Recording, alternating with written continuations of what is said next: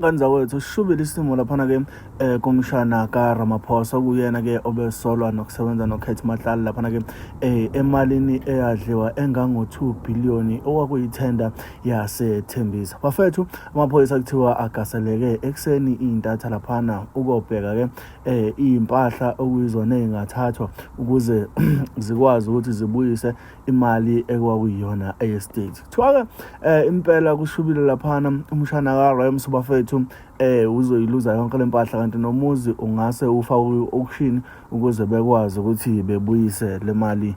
Bika-ke kwabantu ababikayo nama-channel abikayo athi impahla eshaqwe laphana ilinganiselwa ku-325 million from Hukwane Muela Asset. Okwamanje kubukeka ngazukuthi SIU izokwazi ukubuyisa ingxenye enkulu impela from u2 billion okusolakala ukuthi bawukhwabanisa oHagwani. SIU iphinde yafreeza i-Family Trust Fund okubonakala ukuthi over the years isihlomule u2.3 billion across the government tender laphana ke imali ekuyiyona okusolwa ukuthi umshana kaRams useke wayidla noma ke useyidlile ngokusebenzisa owamathenda. Bathi ke imali awukwazi ukuthi uyifreeze, awukwazi ke ukuthi uyibambe mangabe laphana ke kwi-family trust, kodwa ke mangabe ususolelwa ebugebengweni obufana nalobu iyakwazi ukuthi ngempela ifreeze ungakwazi ukwenza lutho. Bafethu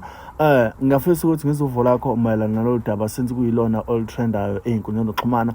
Siza ukuthi ngempela kuthini ukuphawula kwakho. Zenzele ifavor umntana sekhaya, wenze sure ukuthi uyasubscribe, uyalike ukuze njalo mase kufaka amavideo kube wena oqala thola i-notification. Mina nawe hlangana laphana kwivideo elandelayo, ungakhohlwa ukwenza sure ukuthi like, wa subscribe. Thank you.